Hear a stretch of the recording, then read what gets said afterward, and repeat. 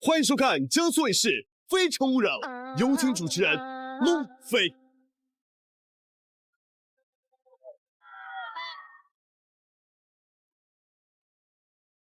欢迎收看江苏卫视《非诚勿扰》，大家好，我是孟非，欢迎你们，欢迎大家，欢迎黄澜老师、陈明老师。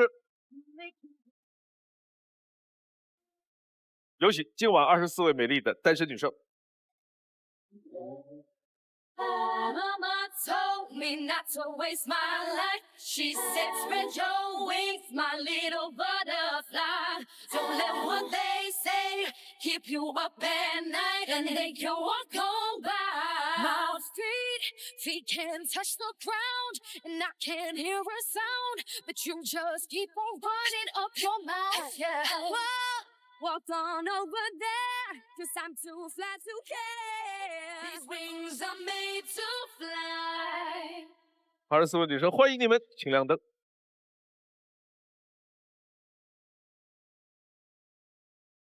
有请1号男嘉宾。Can you feel it? Can you feel it? Some rock says, can you feel it? Some rock says, can you feel it? Some rock says, can you feel it? 飞哥好，两位老师好。在场的24位女嘉宾以及台下的观众朋友们，大家好，我叫李岩，来自吉林长春，今年32岁，谢谢。来，选你的心动女生。男嘉宾在选择心动女生的同时，系统已经为他匹配出了智推女生。当他进入权力反转的时候，我们将公布智推女生参与恋爱选择。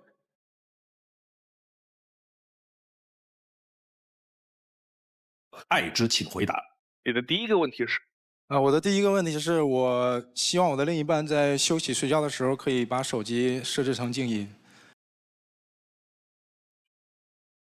因为我睡眠质量比较差，有一些像手机铃声这种比较敏感的声音，我就会被吵醒，吵醒之后我容易再就睡不着了。哦。我之前跟我的朋友关系比较好，有时候我们会住在一起，然后说有时候他母亲打电话，怕他起不来，叫他起床，一般都是他母亲把我就叫起来了，然后我再去叫他。人工闹钟。7号。我觉得这个习惯挺好的，因为我平时晚上的时候是一定要静音的，要保持好充足的睡眠，第二天才能愉快的工作。谢谢谢谢。14号。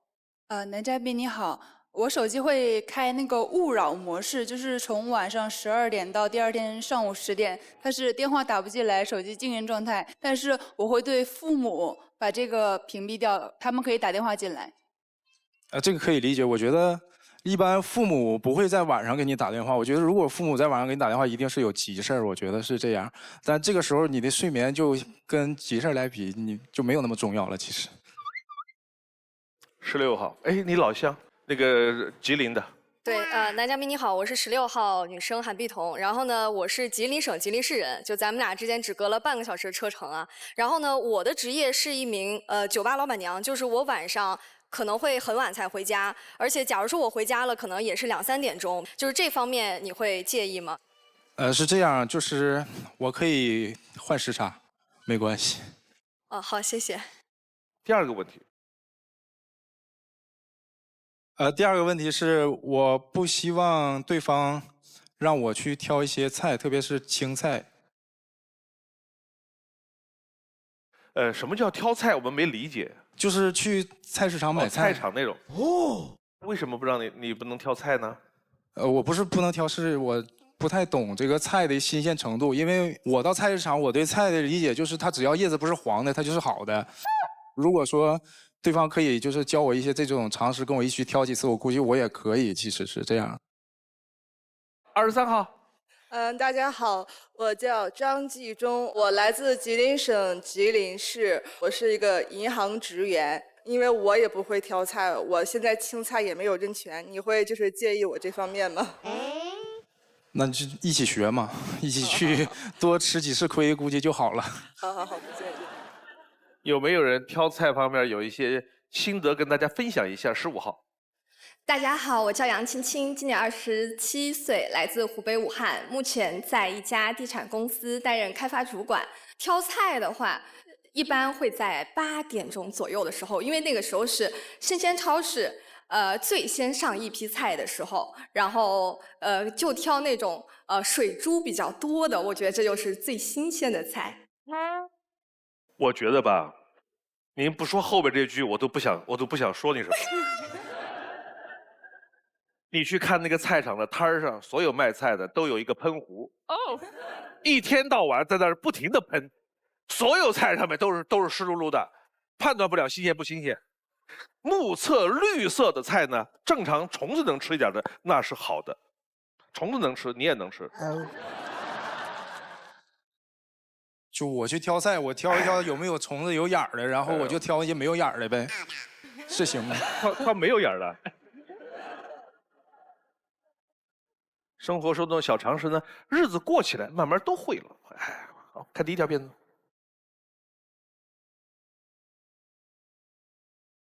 恋爱中没有什么事情是一包零食解决不了的，如果有，那就10包。我叫李岩，目前自己经营一家零食店。我从小就特别喜欢吃零食，但是家里人很少允许我吃。我会经常攒一些零食，在身边没有别人的情况下，自己偷偷的吃。我喜欢的零食特别简单，橡皮糖，各种各样的形状，又好吃又好玩。彩虹豆，口感很脆，又有巧克力的味道。牛奶小馒头，浓浓的奶香味，百吃不腻。我现在看电影喜欢吃薯片，打台球我喜欢嗑瓜子儿，玩游戏的时候我喜欢吃巧克力，有巧克力的加持，游戏体验会非常完美。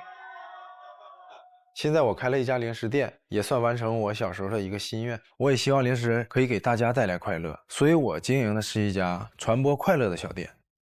零食和兄弟们就是我的快乐源泉。兄弟们的快乐很简单，他一个眼神我就知道他在想啥。有时候更简单了，就俩字儿，上号。不像跟女孩们接触，每个语调那咱不得细品吗？兄弟们觉得我审美还不错，经常让我给他们女朋友挑衣服。挑的呢，我们仨还都挺满意。有时候我的兄弟们甚至相亲也会带上我，算是帮他们壮壮胆吧。我也发现一个事儿，女孩相亲也总喜欢带上自己的闺蜜，但一般情况下，她们的闺蜜都没有她们自己好看。我在我的朋友圈里就是他们的御用摄影师，总是能抓拍到他们的一些生动瞬间。或许这与我之前的工作有关，我以前是一名新闻记者，经常会留下一些有故事性的照片。我喜欢拍一些可以反映当下事物真实性的摄影，不喜欢摆拍，也不喜欢过度的修图。兄弟们一个个呢都有了女朋友，我真觉得我应该好好谈一场恋爱了。看到情侣装的时候，我也会有遗憾，遗憾在没有人陪我一起穿它。我想找一个热情又粘人的女孩，我喜欢被人粘着，即使像树袋熊一样挂在我身上，我都可以。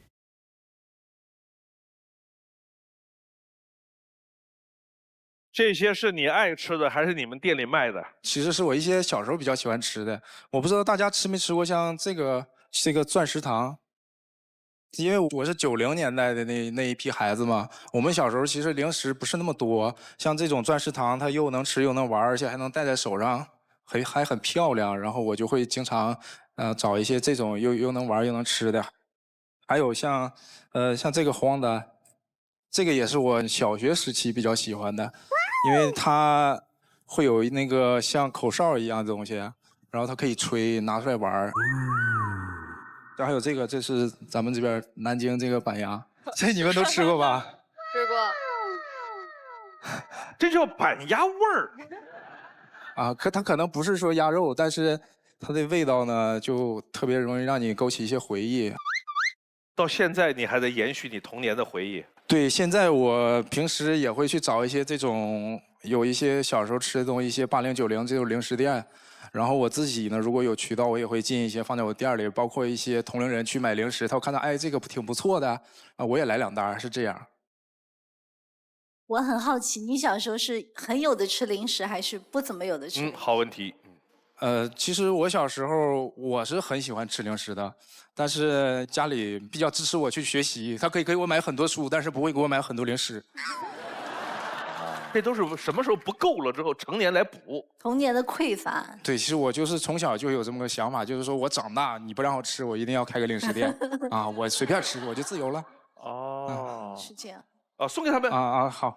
你的童年，我的童年，好像不一样。大小小肩膀，大大书包，像呀像学堂。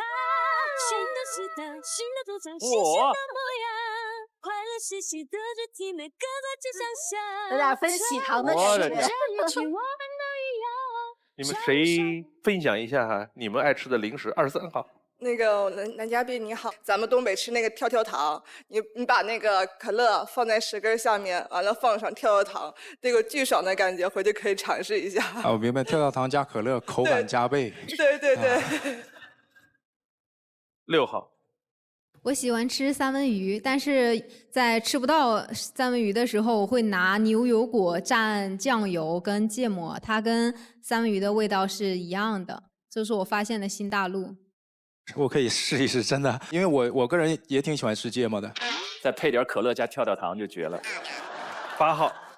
我回老家的时候，因为我老家也是东北的嘛，我喜欢吃那个冻梨和冻柿子，就是那个梨经过一天的冻会变得黑黑的，然后那个汁水特别充足，而且吃的时候不是直接咬，是要吸那个汁。我相信你一定吃过。啊，冻梨肯定是吃过的，确实是好吃，但是它就是有一点，它有点拔牙。对。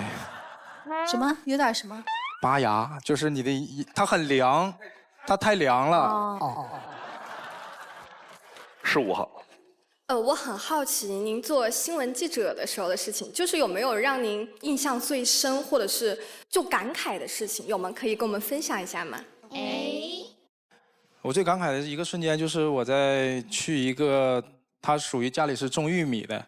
他原来的生活到现在，家里的经济越来越好了，然后一家好几口人，从小房子搬到大房子了之后，他们脸上那种笑容，跟我们在聊天的时候，明显能感觉到这个人心情特别激动、特别幸福的时候，那个瞬间，我觉得真的很感谢我们政府，真的。所以你会把它拍下来？我会拍的。那你现在开零食店，离开了自己的专业，会不会有点遗憾呢？不会，因为我现在，平时也会去拍很多大街小巷，去拍一些比较有意思的照片，这是我人生可以说最大的爱好。他们圈里边把这个事儿叫扫街。对，扫街。挺好。这个是我的，平时在扫街时候拍的一些照片。那整个也算比较纪实的哈。以前女朋友会让你帮她拍照片吗？会。满意吗？满意，因为不满意的我也不给她看。16号。男嘉宾你好，就是我刚刚注意到 VCR 里边你有一句话说的是你很在意过分 P 图，但是我每张照片都要 P半个小时以上，哎，你会介意吗？我不是很介意，其实，因为我觉得现在谁照完照片都会 P 图，只不过我选择我照完照片不 P 图而已。作为一个摄影师，所有的片子发之前都会有后期修图，但是男人的修图和女人的修图是完全两个世界。女人的修图别的都不重要，我美最重要。我们的这些女同事拍完一张自拍之后，把照片放大，她的一张脸能画出20个地方要修的地方。拍一张照片1秒钟，修图1小时。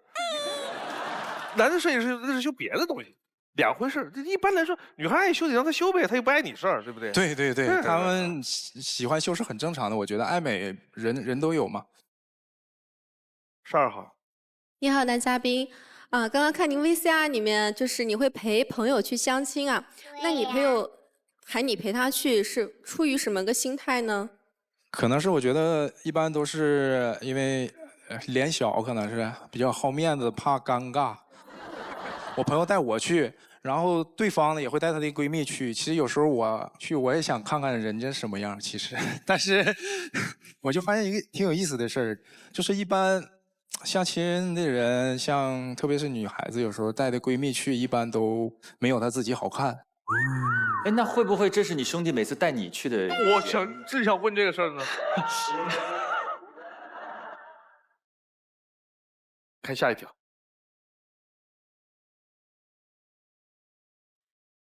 我的第一段恋爱是在大学期间，对方是我初中同学，我们俩是异地恋。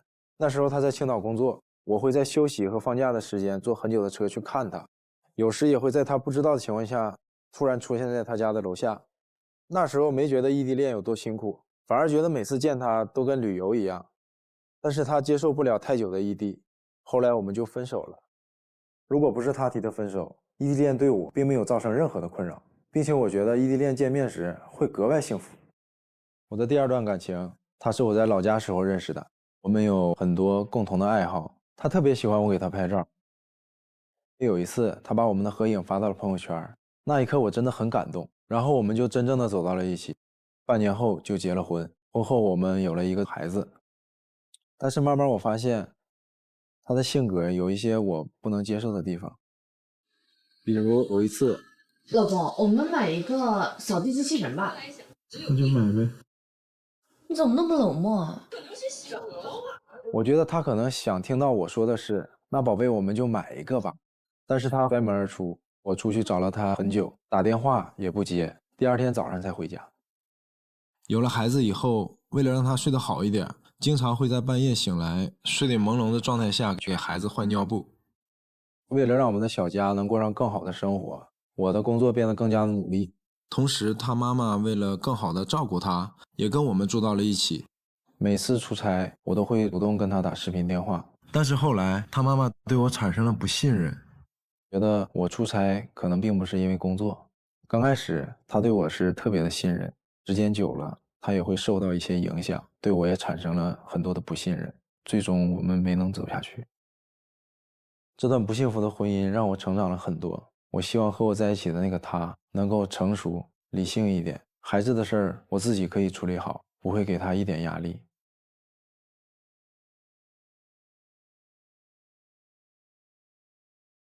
这一眨眼的啊，不着急啊，不着急。有一个小细节我有点没闹明白，那个扫地机器人那个事儿，他说要买一个扫地机器人。对，我就是其实因为我当时在吃东西，你怎么回答的吧？我就回答我说那就买一个呗，就其实他不满意的点在于态度不好。我觉得更像是个导火索。对，我们也总是觉得导火索为什么爆炸威力那么大，是因为我们没有找到炸弹的位置。经常我们都说夫妻吵架没有什么大事儿，都是鸡毛蒜皮。可恰恰每一个鸡毛蒜皮背后都有深深的一个原因。有些时候就是我觉得你没有那么爱我。就我自己有个小经验可以分享，就是时间很久了之后，爱情可能又到了多少年，10年之后的时候，就有的时候不停要提醒自己，叫回到热恋，就你要把那个场景挪回去。你想象你跟他刚认识第3周，他跟你说我们买个扫地机器人吧，你会是什么反应？你把你置入到当年那个情景当中。如果说像他这种说话又很可爱又很好玩，天生带点幽默感，他甚至都可以直接站起来就说我就是你的扫地机器人，然后去拿扫帚去扫地都有可能，那就是当年的最有情趣的样子。那你这样会不会很累呢？会很享受啊，因为不断的在创造好玩的东西。这事儿也只有他干得出来。这哥们儿内心的潜台词是我懂，但是做不到啊。来4号。我觉得你诊断 V42是说，有可能你是跟你的前任是有感情的基础的，但是因为父母搬过来过后，父母导致了这个婚姻就是有所失败。那如果以后的你的婚姻的话，你还会继续让父母然后接触你们这段感情之中，还是说怎样？就是尽量保持距离吧，然后就是这个东西有一个度，不要过分的在一起，也不要过分的疏远。我觉得这个东西可以研究啊，多研究研究，时间的问题啊。来，傅聪。男嘉宾您好，我想问一下，就是您的孩子现在是跟您在一起生活吗？还是跟妈妈？现在是跟我妈妈。方便问一下小朋友现在多大吗？5岁。就是抚养权是在您这儿的，是吧？对，对，我特别希望，就是通过我从小长大的一些，可以说我想自己教育一下，用不同的方法教育自己的孩子。可能暂时会不在一起，以后有可能我会接到身边来，是以后。好的，理解。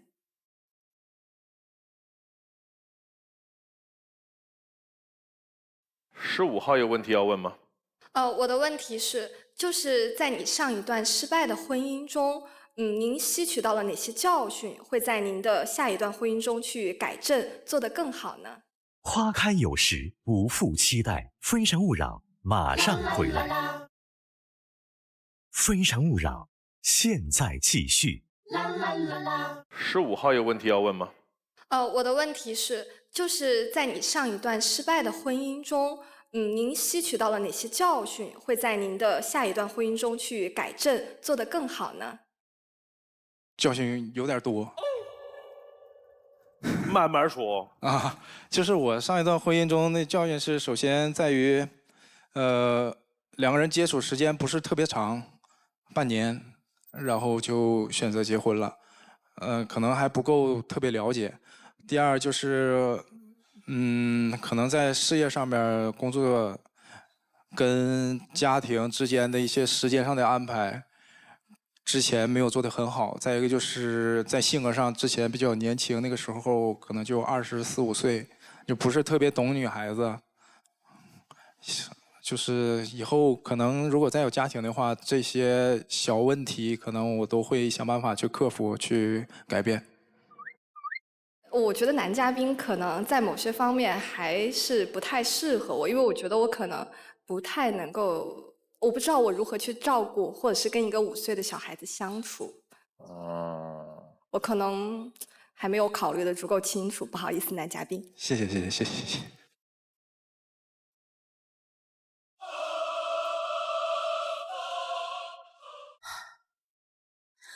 我的感受哈，就是我觉得这个男嘉宾很真诚，因为你很敞开，但是我的感觉你像一个没有长大的男孩儿，就是小时候缺少的那种乐趣和甜蜜，你希望在成年之后自己有能力的时候再弥补自己。但是人到一定年龄的时候，有些时候可能不得不去面对一些。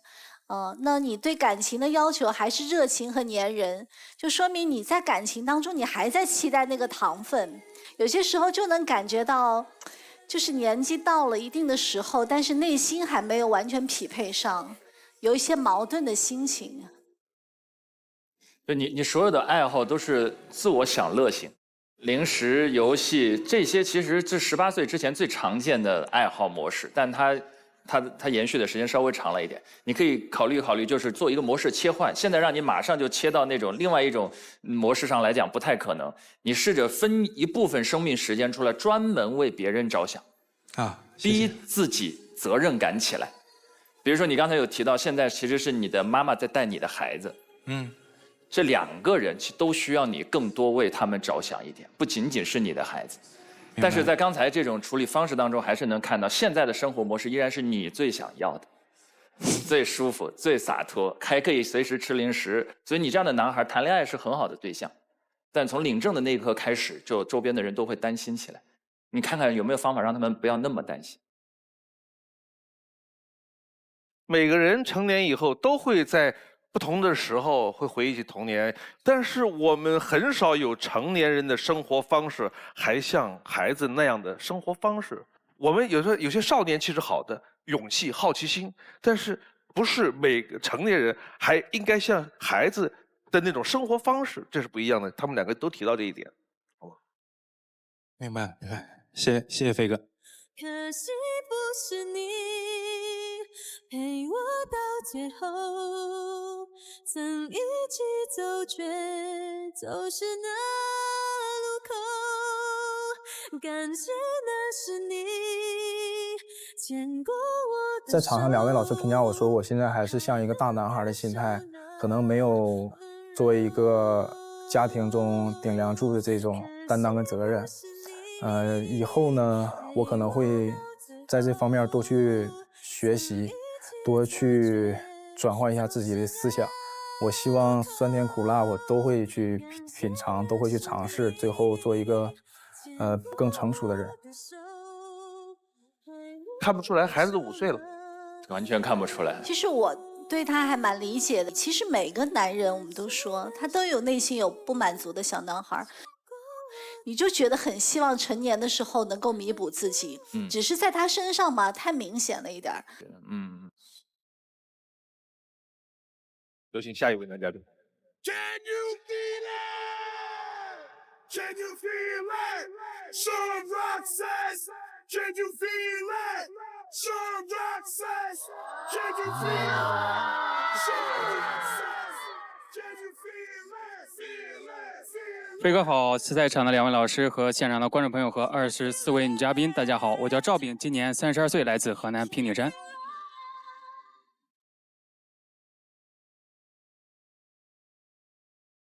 来选你的心动女生。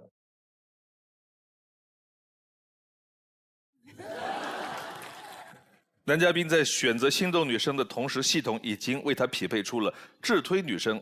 当他进入权力反转的时候，我们将公布智推女生参与恋爱选择。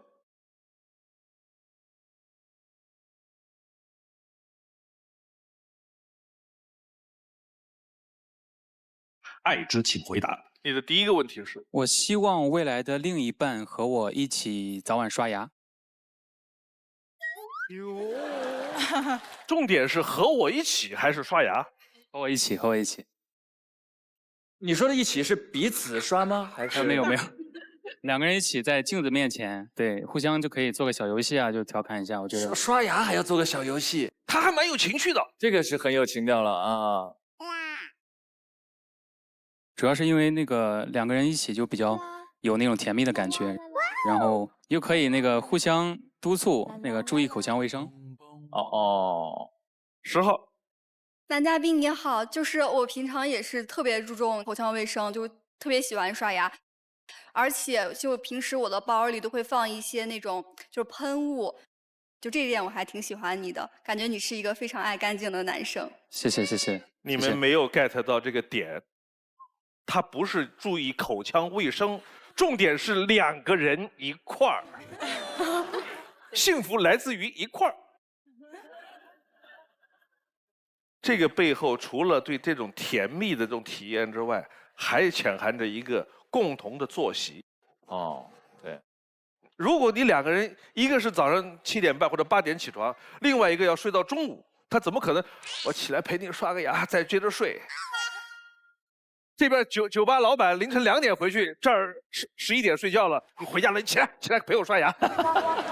不太可能，必须是共同的作息才能完成这个甜蜜的仪式感。第2个问题，我不希望我未来的另一半介意我在暖气片上烤东西。好甘蔗吗？就是我觉得是南北方的一个习惯吧，因为我是北方人嘛。然后比如上班的时候啊，这个面包和牛奶会在上面加热一下啊。其实最经常会烤鞋垫儿。那是用一片暖气片烤吗？鞋垫和面包？面包在这儿，鞋垫在这儿。哦，就这样随手早上一放，出门就可以拿，就有这种蹭到热度的感觉。啊，这是什么？柚子皮啊，像这种橘子皮啊，就会有一个香薰的功能。你们也会热爱在暖气片上烤一切吗？24号。你好，男嘉宾。Hello。我想问一下，你有没有用过暖气片熨烫过衣服？暖气片没有熨烫这个功能吧？对，其实你不太了解。我以前穿一些比较贴身的衣服的时候，可能有褶皱，但是把它放到这个暖气片上，腾一会儿，它这个褶皱就会自然的放平，所以说非常方便。哦，学到了，跟那个喷气的那个是一个道理。熨烫啊，我听过的最夸张的是拿暖气片卷头发，女生卷发棒，然后拿出来，哎，弹了。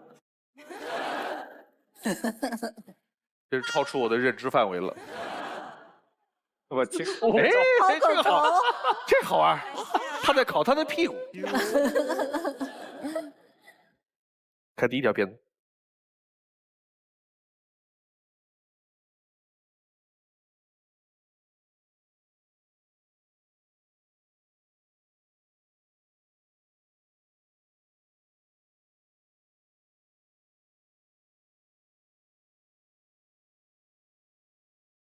我叫赵炳，出生在也算是一个医学世家吧，祖上5代人都是从医的，爸爸、爷爷、姥爷都是医生。现在的我是平顶山第一人民医院的放射科医生。清晨的医院是吵闹的，每当我换上白大褂，就感觉身边的一切都开始加速。值班人8点准时到岗，放射科外已经排满了人，24小时值班，200-300号病人，拍片子、写报告，忙起来的时候喝水吃饭都顾不上。张医生，啊，怎么了？今天本来中午说要拍科普视频的，你忘了？哦，差点忘了，不好意思，不好意思。线下是放射科医生，线上我也会给大家科普医疗知识。Hello， 大家好，我是小赵医生。骨线闭合了，到底还能不能长高？年轻人引起脱发的4个坏习惯。也是因为线上科普，被邀请参加了政府组织的助农活动，还收到了表彰证书。可能每个人都会想有一个医生朋友，电话、微信、群聊，每天找我问问题的人特别多。开始会觉得很累，但是我被需要的这种感觉又会鼓励我继续做下去。休息日我也会锻炼提升自己。我从初中就接触 popping， 街舞也比较像我的一个朋友。我的学习能力还算 OK， 医院招考的时候800多人，我考取了第1，而且只用了3天时间，我就能在放射科单独值班。上班以外的生活，我大部分的精力和钱都花在了学习上。除了专业的读本以外，我还自学了企业管理、心理学、互联网运营等等。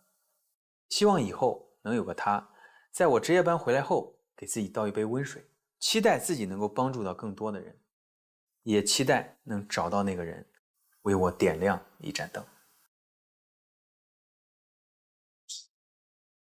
阿姨，18号爆灯了，哇！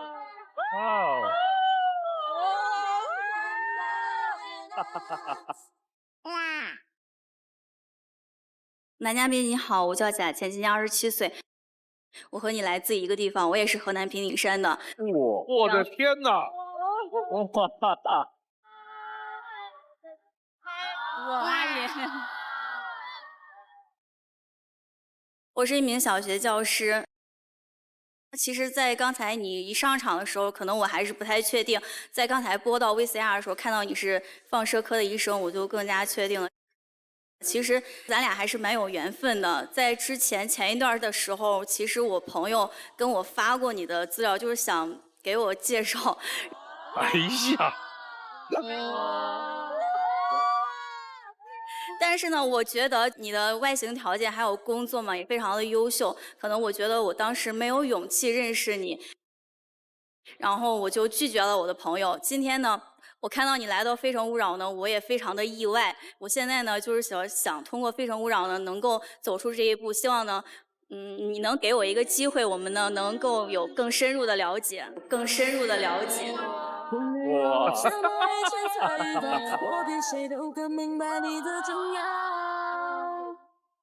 太真诚了，哇！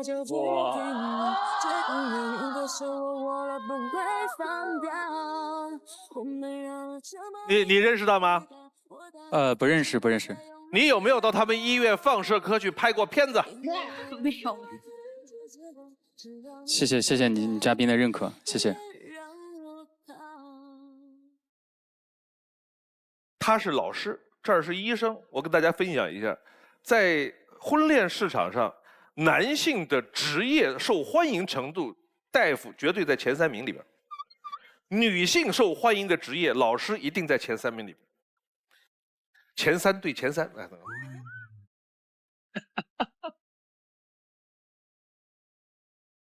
17号。赵医生，你看看我。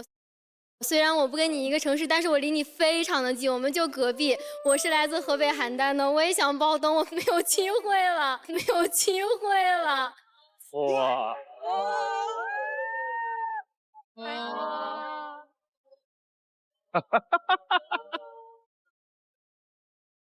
你看看我，我可以搬到平顶山，而且我做饭、做饭什么都可以。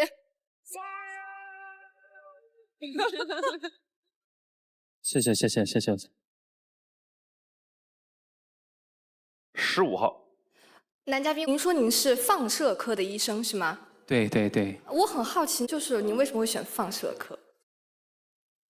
其实放射科是一个集检查、诊断和治疗的一个很综合的一个科室，它也有这个放射介入啊，比如说这个消化道造影啊，小儿的肠梗阻会做这个就是肠套叠会空气灌肠术啊，包括一些做心脑血管支架呀，这个都属于放射，它的涵盖面是很广的。谢谢男嘉宾的科普。你的朋友圈里边那微信好友有多少人？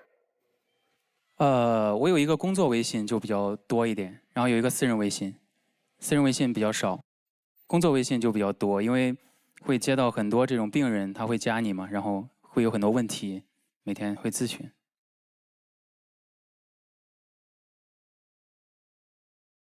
张玉，男嘉宾你好，我是6号女生。那我想问，如果说你遇见你喜欢的女孩子，你会怎么样跟她表达一个好感？你会说啊，我看你骨骼惊奇，要不然我们去一起拍个 X 光？其实我觉得很多这个学医的吧，就比较纯偏这个理科生。理科生我觉得其实不是太善于表达，也是性格当中比较我不喜欢自己的一点。其实我也不知道，就会多看他几眼吧，我觉得。然后呢，我刚刚看 VCR 里面，你有看领导力的21条那个法则嘛？那个书。对。那个书我最近也有在看，我觉得我们兴趣啊，还有那个看书方面还蛮那个相似的，就是希望多多关注一下，谢谢。OK， 谢谢。4号。刚刚 V32说，然后你会跳 hip hop， 那你现场你可以表演一小段吗？简单随便来一小段，来一小段。音乐一响，他的肩膀不受控制的动了起来。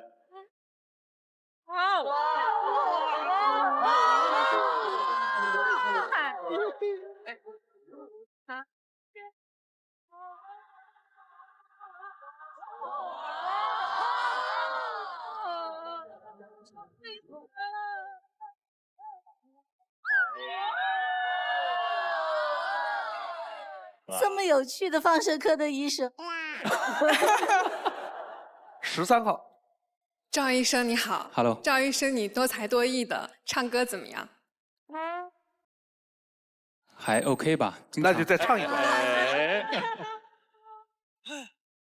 很喜欢周杰伦的歌，您看唱一个《等你下课》。啊，好，可以。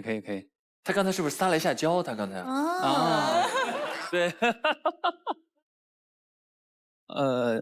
一句。我租了一间公寓。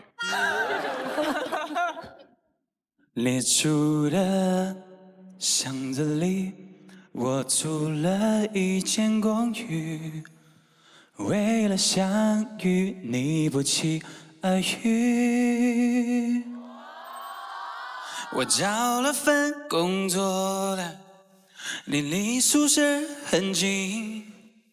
当我开始学会做蛋饼，才发现你不吃早餐。我又擦肩而我唱告白气球，没人能听得懂。谢谢。下一个节目是。再来一个。无所谓。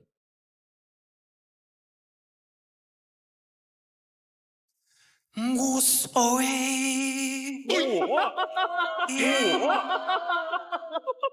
谁会爱上谁？无所谓。谁让谁憔悴？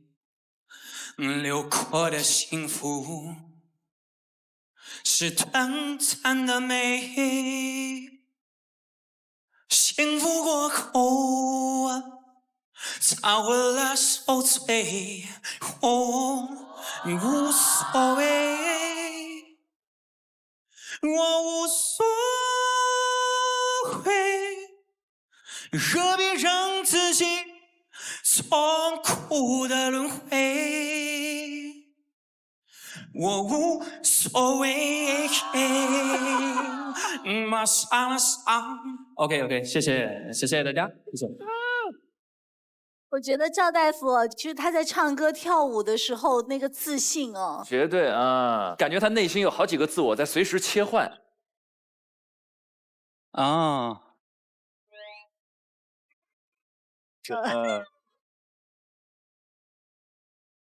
，2号。男嘉宾，因为看到你平常是一个非常多才多艺、兴趣广泛的人，那医生的话，在大家印象中应该都是比较严肃或者说比较严谨的一项工作。那我想问一下，你在工作中和私底下生活中是完全不同的两种性格吗？我觉得大家对我评价都是稍微有点内向吧。就是聊专业的时候我就比较 OK， 然后其他的生活的话，我觉得最缺少的是幽默感，但是跟女朋友相处是不一样的。谢谢。10号。男嘉宾你好，是这样的，就是我刚刚听你说你自己是一个比较内向的人嘛，但是我刚刚在台上觉得你是比较呆萌可爱的这样的，而且有时候你还就是不自觉就会有点撒娇。那我想知道，如果你和你的女朋友在一起，会撒娇吗？之前前女友会说会有，但是我 get 不到我什么点在撒娇。可能会有，但是我不知道。好，谢谢。看下一个。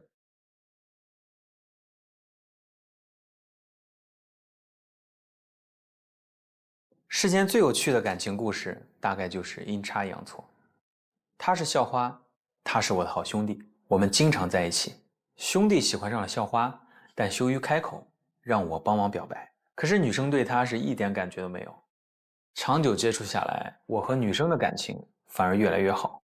在一起后，他才和我说，原来我极力帮忙的兄弟在他面前一直说我坏话，估计也是这一点，他特别讨厌我那兄弟。之后我们开始了异地恋，我仍然尽力地帮助他提升自己，但他的控制欲越来越强，共享密码、查看信息、删除好友，依然无法满足他，要求我每天长时间的通话，根本没有一点空间。我提出分手，更换联系方式，他却不依不饶，甚至假装喜欢我的舍友，套我消息约我见面。本打算借机把一切都说清楚，但见面后他哭得太厉害了，我一下就心软了。有一次送病人回病房，电梯门一开就看见了他，我赶紧让他别动，回来后就彻底和他分手。第二段的女生是同事介绍过来的病人，加微信后才发现原来是校友，我俩很快就互生好感。其实她家境是比较好，但是有一个比较爱面子的妈妈，喜欢讲排场，会3天2头的安排我做各种事儿。她虽然能理解，但也无法改变现状。慎重考虑后，我们选择和平分手。现在的我想有一段从一而终的感情，希望它简单一点，个子最好能高一点。未来的生活里能互相做彼此的后盾。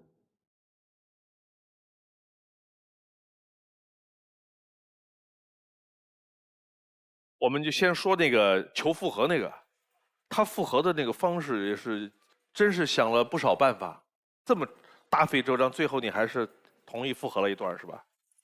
对，其实我现在的话，说实话是比较后悔，我觉得大多数原因是在自己，没有给对方足够的安全感，当时太小了吧。2号。男嘉宾你好，因为我看到你说想要有一段从一而终的爱情，其实你这个想法跟我是非常像的。然后你后面说喜欢个子高一点的女生，就是你是喜欢一定要1.7米的大长腿吗？还是？花开有时，不负期待。非诚勿扰，马上回来。非诚勿扰，现在继续。2号。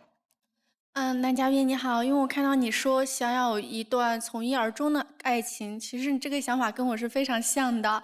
然后你后面说喜欢个子高一点的女生，就是你是喜欢一定要1.7米的大长腿吗？还是？没有，就差不多就行吧，跟自己搭一点。没有具体的要求，就是有感觉的话就 OK。王小丫，好，男嘉宾你好，就是我想问一下，第二段感情中，你说你分手的原因是因为对方有一个好面子的妈妈，就是他具体会让你做一些什么事，让你感觉到压力比较大呢？就是可能会让我去走亲戚啊，然后安排饭局啊。那有可能是他妈妈觉得啊，我有个这么优秀的女婿，我想把他介绍给我的亲戚，大家看一下呢。对呀。我觉得一个度吧，因为平常工作比较忙，其实不忙的时候我也愿意做这个事。就是有点儿过度了。对。哎，这个话题很有意思。显然，这个女生的妈妈在这段感情当中起了一个不太好的作用，让男生有一种不舒适的感觉。你们有没有女生自己内心里边会觉得自己的妈妈的哪些特点、哪些性格和做法，有可能会对你们的恋爱会造成一些不好影响？有没有人？有，你看还不在少数。来，14号，你说一下。我妈属于那种东北女性啊，非常大大咧咧那种，有话直说，而且她的声音非常的大。就是我们俩面对面平和的聊天，她在表达对我的爱意的时候，她都会声音非常大地说：“妈妈有多爱你，你知道吗？我其实对你很好的。”然后我就以为她生气了，但是她正常说话的音量就是这么大。哦，哎，好。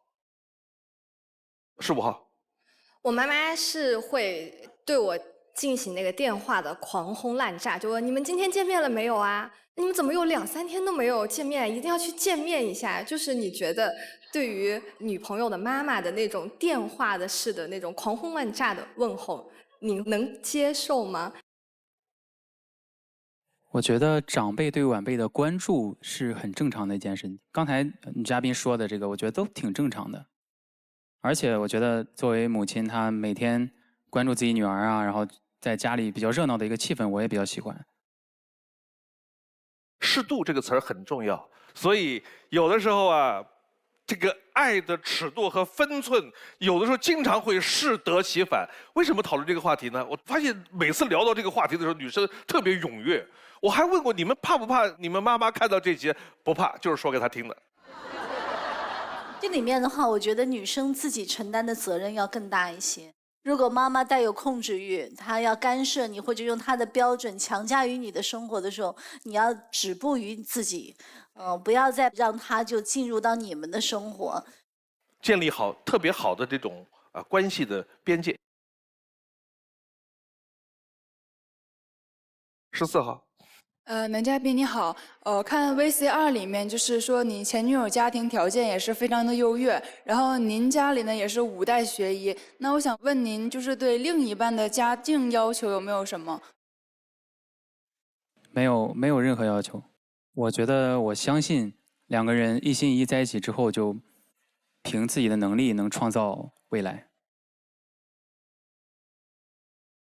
10号。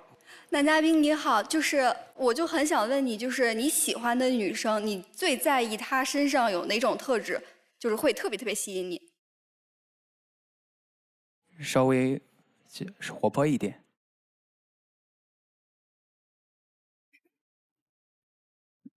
对感情就是没有很多私心杂念。最后一个问题，3号。男嘉宾你好，我想问一下，在你的这个感情当中，你觉得2人在一起，你认为比较好的爱情观是什么样的？我觉得比较好的爱情观就是2个人有自己的主见，坚定相信，彼此包容，在你未来就互相做彼此的依靠。能接受异地恋吗？可以。可以的，好，谢谢。现在16盏灯。上去灭掉14盏灯回来，哇！这是史上最恢宏的灭灯时刻。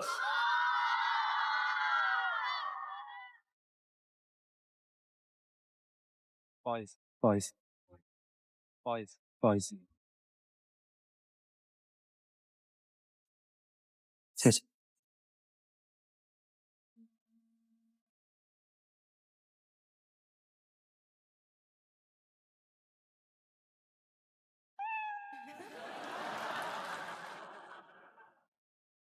谢谢。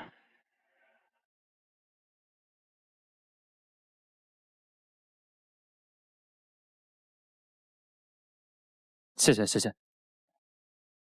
再来一个。不行不行。哇！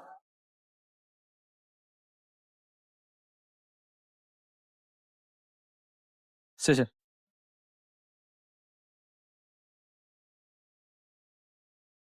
有请18号、20号。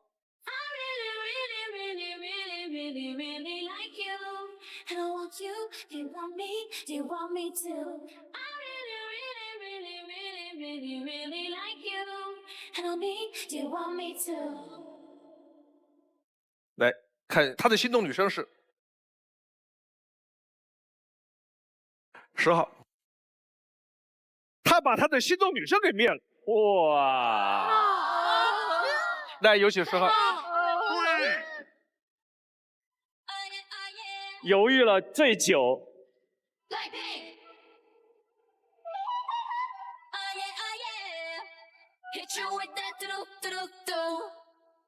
哎，这样的事儿不多哎，自己跑上去把心动女生给灭了。得给我们解释一下，我看你在那一带停留的时间比较长。对，你是不是忘了谁？没有忘，因为我刚开始上来的时候有点紧张。他说他上来的时候有点紧张，就是说他选心动不是那么心动，他就紧张的选了他。哦，就紧张了是吧？对，比较紧张。来看智推，经过大数据的测算，赵炳的智推女生是13号陈胜男。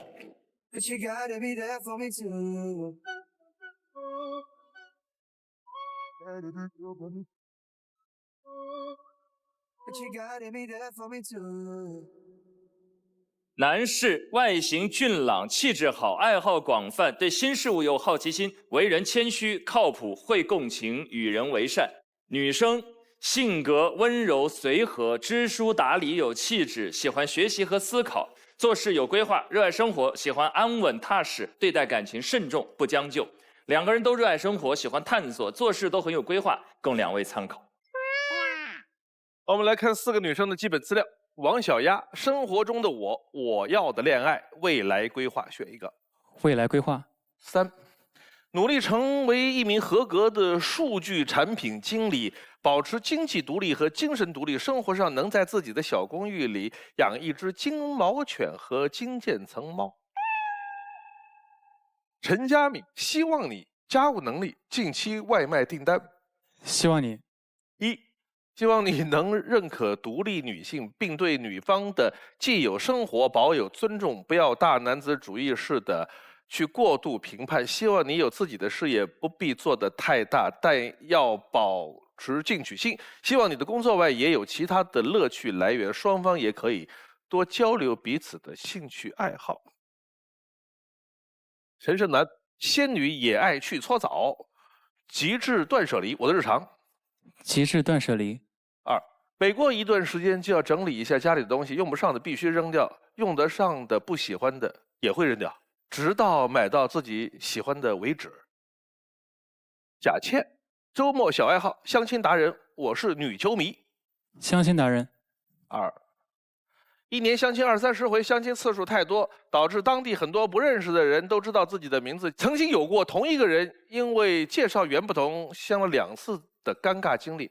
你看他一来的时候说到你，就是你也是他的相亲来源之一，只不过是因为这样那样的原因没有凑上。最后一个问题问4个女生。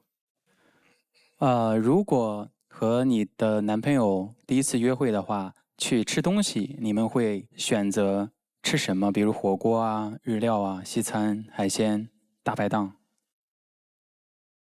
第一次约会的话，我会先遵循一下对方的喜好，再进行就是商量。然后有的时候就是男生可能会说，我希望女生来定。然后这个时候呢，我自己可能会倾向于说去吃气味没有那么大的，能距离稍微近一点的，有氛围感一点的地方。对。第一次去吃饭的话，其实我对餐厅不是特别有要求，但是我需要一个特别安静的一个环境，因为我希望在我们第一次吃饭的时候可以聊聊天啊，说说话这样子。我也是这么想，吃什么不太重要，我也需要一个安静的地方来说说话。OK。我对吃上的没有什么过多的要求呢，我可能就是遵循男生的意见，男生带我去哪里我就去哪里。好，爆灯的时候还有一点时间。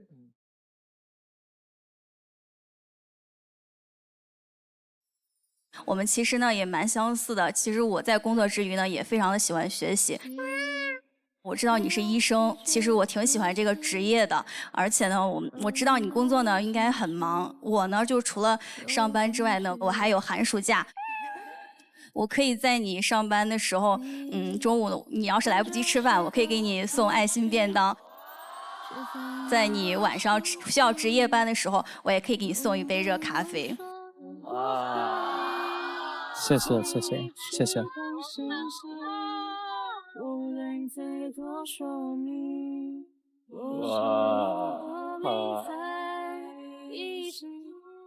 要做最后的决定了，选中间2个女生有可能被拒绝，你自己回去；另外2个女生你可以牵手其中一位，想清楚，告诉我们决定。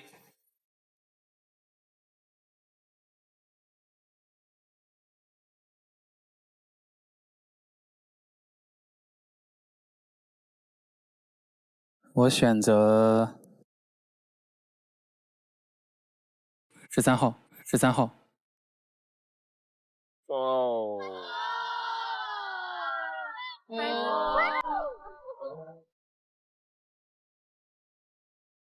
来，3位女生请回。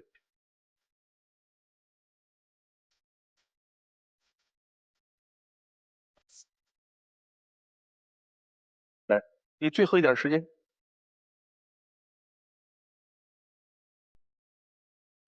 其实我在填写这个自推的资料的时候，非常的认真。然后，因为平时也比较喜欢看这种大数据分析之类的书。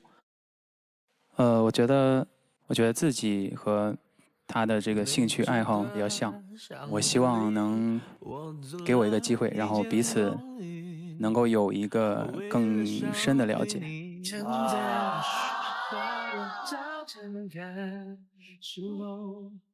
教室里的灯还亮着，你得走。首先我想说的是，男嘉宾特别荣幸，感谢你这一片刻的坚定的选择我。刚才很巧哈，点的这首《等你下课》，你唱的特别好听。这个可能是在我学生时代我非常向往的爱情状态。但是今天的我可能比较期待是一个踏实可靠的肩膀。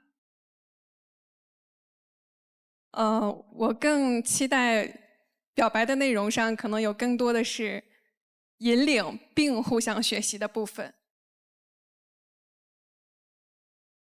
所以，抱歉。谢谢。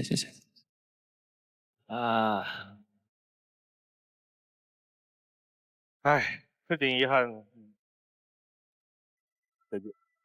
好，谢谢。不是你陪我到最后，曾一起走，却走失那路口。感谢那首先跟18号女嘉宾说一声抱歉，其实我觉得她人挺好的，也是来自同一个地方，但是可能她确实不是自己想要的类型啊，也谢谢她为我爆灯。对于13号，我看到她是我的直推女生的时候，我发现她身上的很多点和我比较相似，在场上的表现也比较沉稳，谈吐不俗，气质比较优雅。我觉得就想看能不能够试一试，能不能够和她牵手，这就是我选择她的原因。这个男生的条件是挺不错的，他从台上女生对他的好感的这个反应程度是超过他来之前的预期的，这才会导致，比如说他一开始他对10号，我以为他是忘了，结果他不是。他在灭灯的时候，其实他看了一轮下来，会在短时间内，在最后灭灯的时候，他会产生了提高预期的那种判断，所以也挺遗憾的。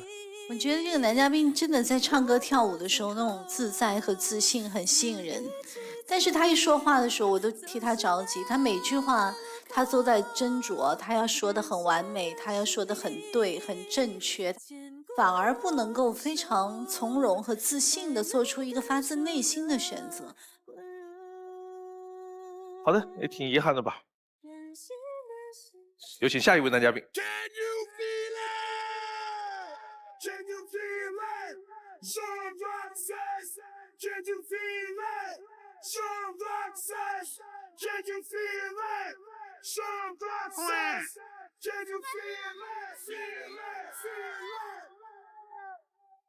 飞哥好，两位老师好，现场的24位女嘉宾以及台下的观众，大家好，我叫冯江峰，今年26岁，嚟自廣州。来，选你的心动女生。男嘉宾在选择心动女生的同时，系统已经为他匹配出了智推女生。当他进入权力反转的时候，我们将公布智推女生参与恋爱选择。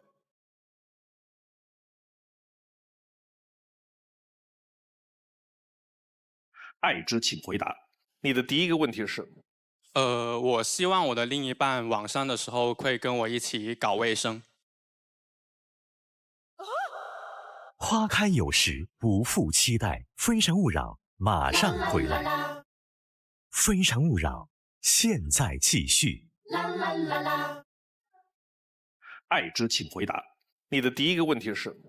我希望我的另一半晚上的时候会跟我一起搞卫生。卫生一定要晚上搞吗？就是因为我本人有点小洁癖之类的，然后我每天大概11点钟会把家里拖一次地，然后这样的话会把我一天可能遇到的不好的一些负面情绪，然后通过搞卫生去发泄出来，然后安安稳稳的睡个好觉。3号。男嘉宾你好，其实我有时候也是比较喜欢晚上来去进行大扫除。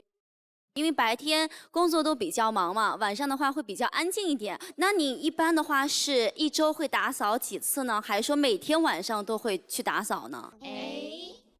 现在的话是每天晚上都会打扫。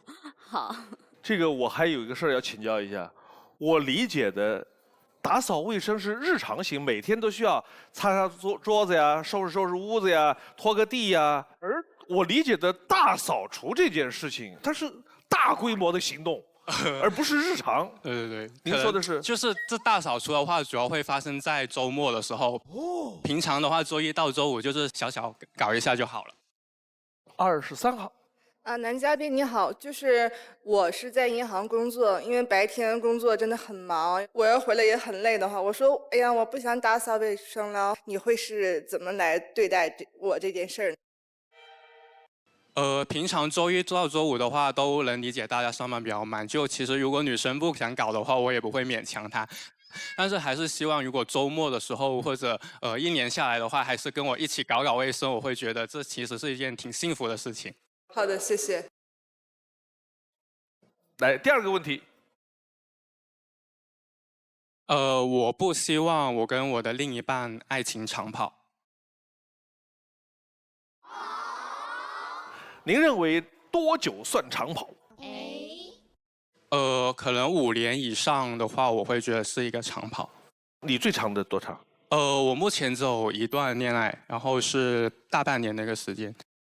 就是我希望我的另一半就2到3年是我能够接受的一个时间，因为我身边有很多同学朋友，然后有8年的、10年的都有，然后到最后他们都没有走到最后一步，就我会觉得是挺遗憾的。因为我觉得我现在这个年龄跑个几年，如果再跑多太长的话，体力也不好，然后到时候跑丢了我也追不上你，找不回你就不好了。他主要是看他身边的人长跑跑得多啊，你还好，你就跑个半年，就跑不动了。你们觉得谈恋爱多长时间？你们觉得是比较合适的？12号。我现在谈恋爱的话，我希望是1年半到2年之内结婚。18号。男嘉宾你好，其实我觉得你刚才说的2到3年，其实对于我来说，我觉得已经算是爱情长跑了。因为我今年已经27岁了，在我看来，就是能够1年之内进行谈婚论嫁是最好的。好，看片子。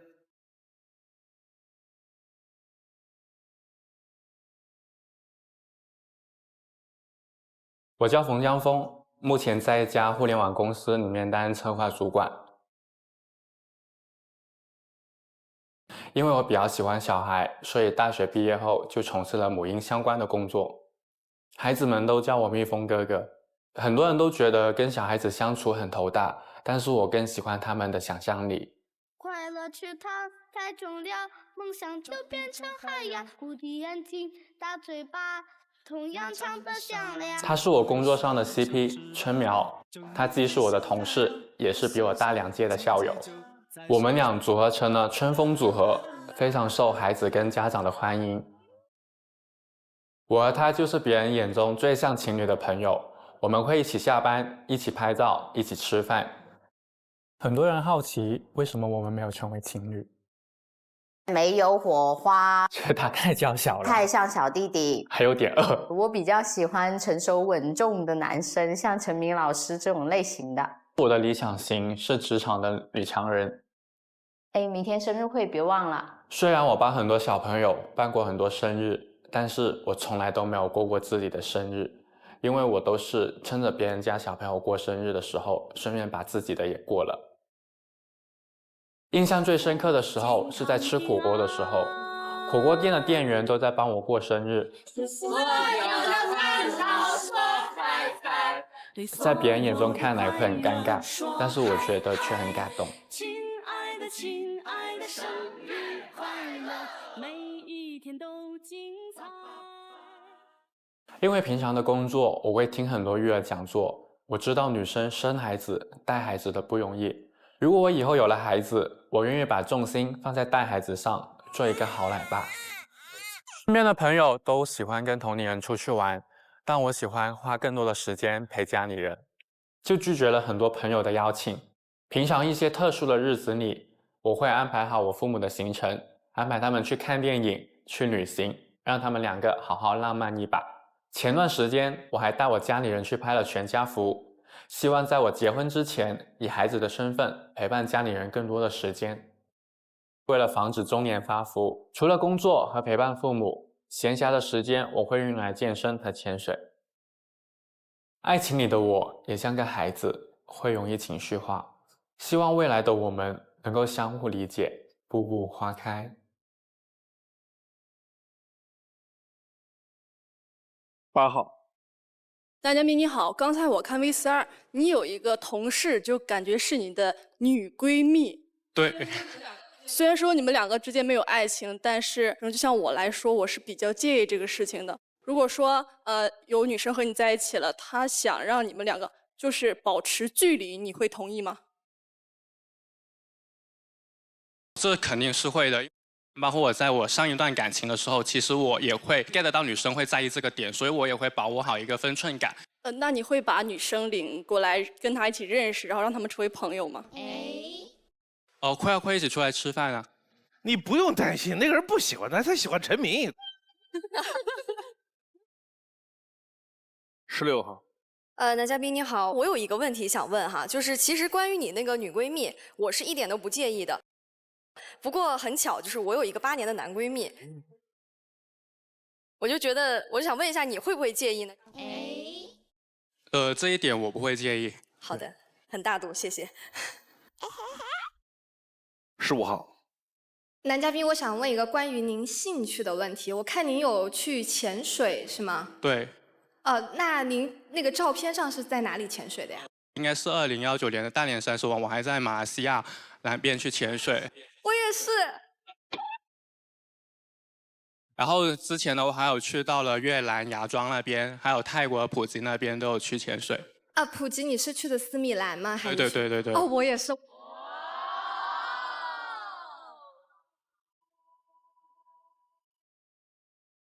朱瑞。那边因为我刚刚看到 V42里面你会安排父母出游的行程，包括你刚刚也说到晚上是11点半之前去大扫除，那你是不是包括可能女朋友以后出去旅行啊之类的，所有的计划都会你来做呢？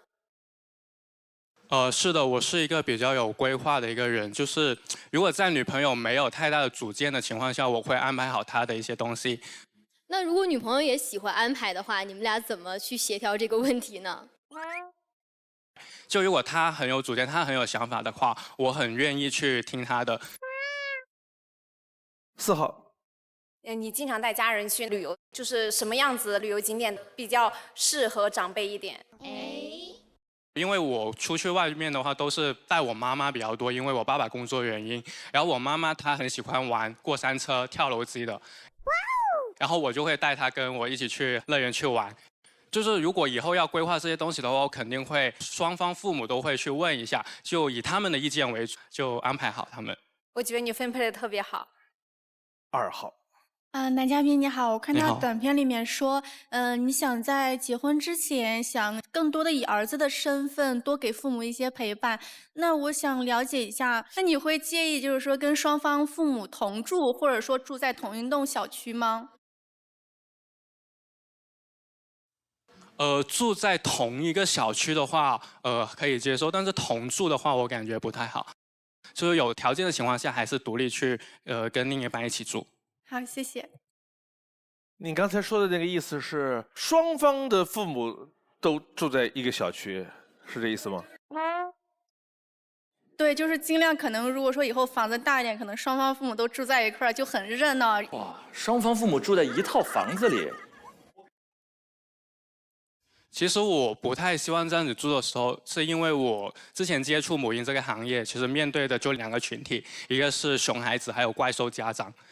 然后很多女生就变成妈妈之后，其实她们很多的一个矛盾的一个爆发点，就是结了婚之后一起住，然后在坐月子的时候啊，在孩子的教育过程中，就跟自己的婆婆会产生很多的一个分歧，然后就导致了她也很尴尬，她的先生他另一半也会很尴尬，所以我还是希望能经济条件允许的情况下，还是单独出去住。对。但是我还是觉得可能一大家子住一块会真的很温馨，比如说2个人拌了嘴了，或者说，哎，双方父母可以慢慢调和一下。有一个常识是肯定存在的，就是关系越多的时候，越复杂的时候，它相对产生矛盾的几率就会增大。你看，本来说婆媳关系就不太好弄，然后还有女婿和老丈人丈母娘的关系。还有一点，你有没有想过你爸妈和他爸妈之间的关系？哎，这么多关系都要把它处理好哦，哪一个关系没弄好，都有可能成为矛盾哦。这里还有个孩子呢，你想想，爷爷跟外公也是很难搞好的。是啊，外公也想带，爷爷也想带，凭什么老是你带呢？对不对？那就好，一个办法，多生几个。看下一条。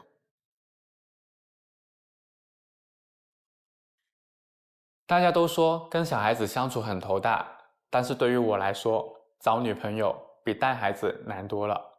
母胎单身多年的我，终于在家人朋友的介绍下认识了我的第1任女友，也是唯一1任。她在佛山开美甲店，我在广州朝9晚5，工作日没有交集的时间，都要等到周末才有时间见面。起初聊天的时候，我会把我的缺点主动告诉她，避免以后因为这些原因而吵架分手。本来以为他也会给我分享他的缺点，结果并没有。没关系啊，这些我们都可以磨合的嘛。后来他主动提出了带我去看脱口秀，不仅提前买好了票，最后还陪我回家。被女生安排约会，我觉得还蛮特别的。在他想我的时候，我会先出现在他身边，从广州到佛山。我们约会的主要内容就是一起吃饭，他很有主见，喜欢吃也喜欢探店，经常带着我打卡各種各樣的店，而我在吃这方面服從安排，他會偷偷的去買單。我也提過這個問題，不如下次我嚟俾錢啦。唔緊要啦。我也覺得戀愛時吃飯不一定都要男生買單，我也會用其他的方式給他買奶茶或者帶他看電影，我還挺喜歡這種被安排的感覺。这段感情从吃饭开始，也因吃饭结束。那天天气不好，他开车来接我去吃饭。见面后，他让我开车。平常我开车少，速度慢，也错过了很多路口。请你偏航，请在适当位置掉头。在車上的時間很久，行左邊，行左邊，矮啲啦，超車，因為超嫌棄我的車。開車技術，他提出要自己開。靠邊停車啊，等我離開啊。可換座位的時候，他把小白鞋給弄濕了。算啦，唔食啦。結果我越想越氣，我開車慢，你要我開車。周末吃飯，人多本來就要排隊，下雨天你非要穿小白鞋，我又沒有做錯什麼。從那以後，我們就再也沒有說過一句話了。後來內心掙扎了一段時間，也沒有主動挽回，最後這段感情就不了了之了。如果以後再有這樣的情況，我想我一定會主動低頭去溝通。對於未來的感情，我渴望仰望式的愛情。職場上特別有魅力的女孩會格外吸引我，我也願意去傾聽你在工作上的煩惱。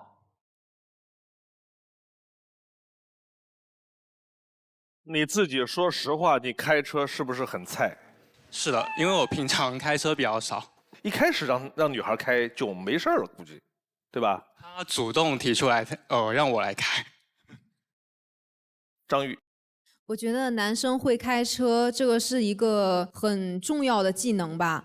我自己在廣州開車的時候，我如果錯過路口的話，我會非常的崩潰。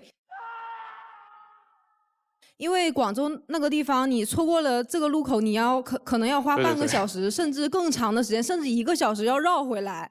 然後呢，你錯過了一個地方呢，你繞回來之後，可能餐廳又趕不上了，因為餐廳要定位嘛。這兩件事情加在一塊就很抓狂了。然後還有我穿白鞋，然後被雨水濺到之後，我就要再重新再刷它。我就覺得這3件事情是我就是說比較難以接受的。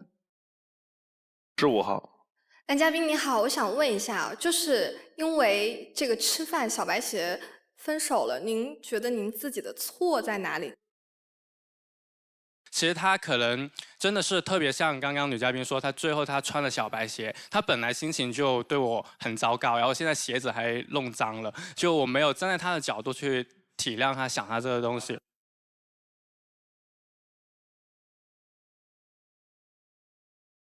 你們覺得他哪裡錯？來，陳明。哇，從一開始就還是有很多細節。私家車是爭吵、情感爭吵的超高發地段，主要發生在駕駛座和副駕駛。核心原因是因為方向盤只有一個，這就是權力之爭。所以誰在開這輛車，誰有了駕駛權之後，這自然就涉及到一個主和從的問題。那什麼時候是超級高發呢？就是主的那個坐到了副駕駛，就無論他是男方或者女方，在感情當中起主導作用的坐到副駕駛之後，這個爭執就是必然的了。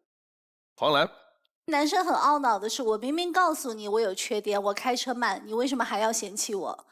但是你恰恰你要知道，你跟女強人相處的時候，你要看到她強背後的那些弱，你能不能包容？所以有些時候你要知道，哎呀，我開車就是這樣了，對吧？那我們以後我們這個不要去那樣一定要預約的餐廳，我們可以在家做一點呢，或者就是說這個過程中是需要磨合的，是要彼此去體諒，因為沒有人是完美。如果說你渴望這個女人又強大又完美又包容，一切都好，我覺得很難。我覺得這是個基本原則，所有形式感的女強人心裡一定都住着個小女人。你在那個小女人蹦出來的時候，你就要切換你的行為模式了。剛才那句話，他說我今天真的好累，你來開吧，不是一個命令，他是希望得到一種關懷。就那個瞬間，你要感受到那小女人出現了。然後你剛才的那句話是你要我開的，你現在又說我開的不好，就你把那一個關懷的要求變成了一個推鍋的源頭。這他內心他就抓狂了，就在那一個瞬間。明白，謝謝兩位老師。最後一個問題，10號。就是男嘉賓好，剛剛我看你的那個 VCR 嘛，你裡面說你之前有一段戀愛是這樣的，就是你在戀愛之前你就告訴女生你有什麼什麼缺點，就我很想問你，既然你知道你的缺點，那你沒有去改變你的缺點啊，在這個戀愛中。花開有時，不負期待。非誠勿擾，馬上回來。非誠勿擾，現在繼續。最后一个问题，10号。就是男嘉宾好，刚刚我看你的那个 VCR 码，你里面说你之前有一段恋爱是这样的，就是你在恋爱之前你就告诉女生你有什么什么缺点，就我很想问你，既然你知道你的缺点，那你没有去改变你的缺点啊，在这个恋爱中。这其实就是我平常开车的话，可能在市区里面开车会比较少，就开长途那些可能没有什么难度的会比较多一点。然后我把我的缺点告诉他，其实我也不是说把他告诉他了，我就不管他了。其实我也在不断的调整自己的缺点。你碰到的这个女朋友嫌你开车慢，那也许你说好，我改，我马上就改，报个班儿，3个月突飞猛进。那你如果在下一个女朋友并没有这方面的诉求，她对另一方面对厨艺的要求又很高呢，你怎么办呢？我就自己上网学，因为我平常也会再去学厨艺班。我觉得这个东西不是为对方改变的，是你自己愿不愿意改变。就是你愿不愿意把车开得好一点，你愿不愿意做几桌好菜啊？这个对自己也好，对他人也好，这个不是说为对方而改变。如果为对方而改变，显得很卑微。对，但是刚才飞哥其实想跟男嘉宾说的意思是说，有时候你更要习惯用你的长处去吸引他，而不是不断的通过去追赶他的需求，跟着他屁股后面走。有的时候你要带一点引领的感觉，你可以试试就把整个视线完全换一下。要不然你一直追，你沮丧、痛苦，然后填补那个沮丧，填不满，又是新一轮的沮丧，你会很难受啊，他也会没有那么舒服。谢谢老师。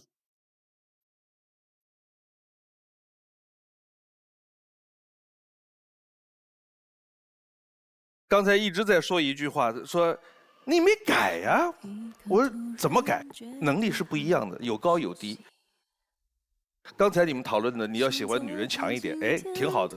但是，喜欢强一点的女性，她一定你要具备一个吸引她的理由，不是我可以给她提供各种各样的服务，因为没有一个人能满足对方所有的要求都能做到那么高。所以你们之间形成的爱是基于什么？这个问题你一定要搞清楚，把这个问题搞清楚了，才不会导致能嫌你开车慢发一通火能分手，不会拿这个事情来这样发作的。谢谢飞哥。我最后一个建议就是，如果我也觉得自己是个女强人的话，我想说，一个女强人希望的另外一半是什么样子的？也许对物质上没有太多的要求，但是我希望他能够理解我的情绪。所以我觉得怎么样更好的缓和彼此的情绪，我觉得这个都是恋爱中的加分项。那是他的第一段，给他点时间。谢谢老师。好，再见。可惜不是你陪我到最后，曾一起走却走失那路口，感谢那是你。可能以前我的一个恋爱经历比较少，然后通过跟3位老师还有24位女嘉宾的一个交流，就是我可能在以后的一个恋爱关系当中，会更多的站在女生的角度去思考问题，体谅她们的一个想法，然后这可能会有利于我的一个恋爱吧。谢谢收看今天的《非诚勿扰》，下期同一时间再见。往前一步是幸福，退后一步是孤独，在原地不动是为了看得更明白，爱情不能不清不楚。往前一步是幸福，退后一步是孤独，在纷纷扰扰之间，我明亮了双目，超能与我相爱的人一起到老。啦啦啦啦。